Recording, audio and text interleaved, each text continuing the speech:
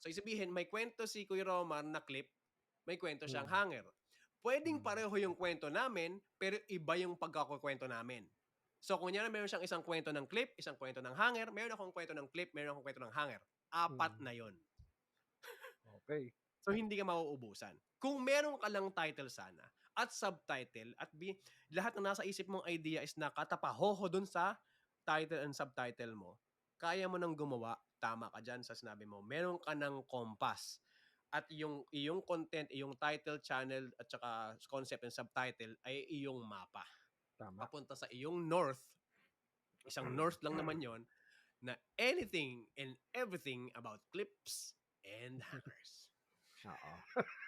Baka naman mag-search ang, channel sa mga clip na live sa'tin. Pero you get the idea, right? Mhm. If it's toys, if it's food, dun pa lang sa pangalan, once I recognize the channel name, 'di ba, ma-identify ko kaagad, related to sa toys, related to sa food, related to sa books, right? So the channel name is really important.